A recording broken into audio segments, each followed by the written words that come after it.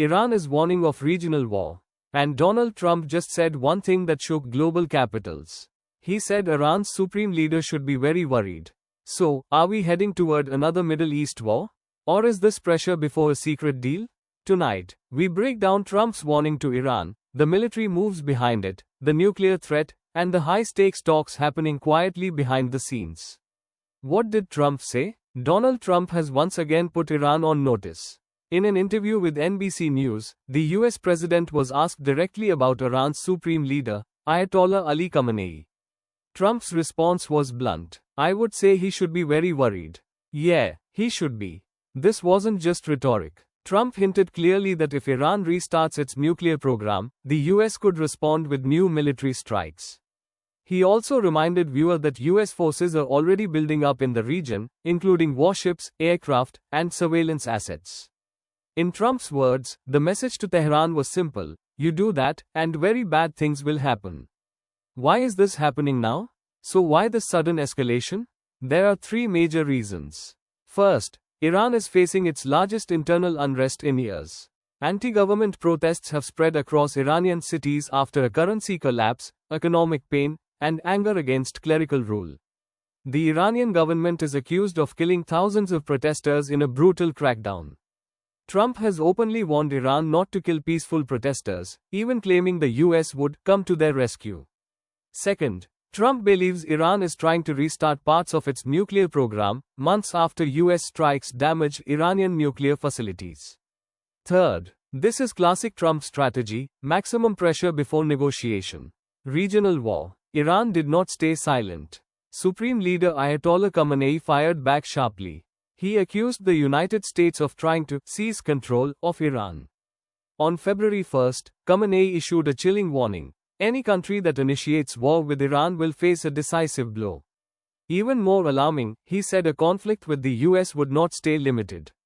It would become a regional war. That means Israel, Gulf countries, oil shipping routes, and possibly global energy markets.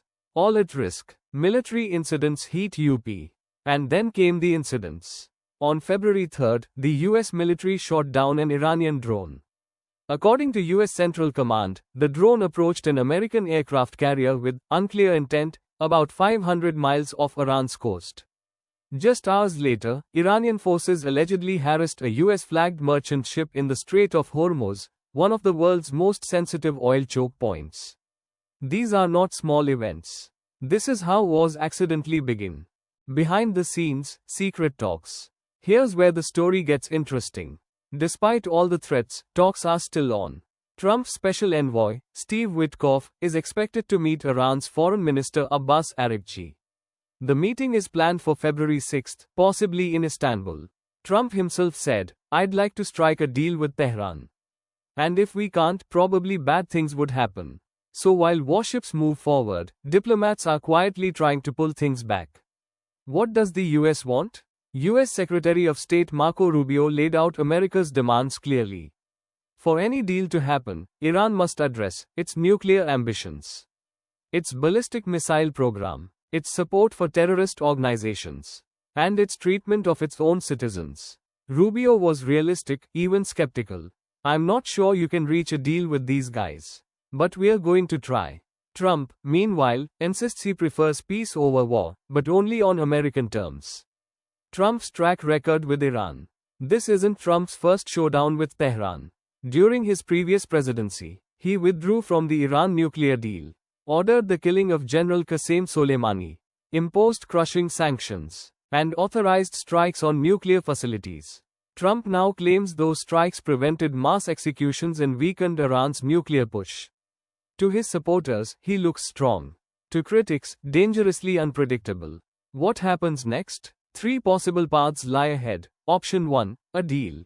Behind the scenes talks succeed, tensions cool, and Trump claims a diplomatic victory. Option 2, limited strikes. Iran restarts nuclear work, the US responds with targeted military action. Option 3, regional explosion. A miscalculation spirals into a wider Middle East conflict. Right now, the world is holding its breath. Donald Trump says Iran's supreme leader should be worried. Iran says war would engulf the region. And between threats and negotiations, the world waits. Is this pressure for peace, or the calm before another war? CTA, what do you think, deal or destruction? Comment below, like the video, and subscribe for more global explainers.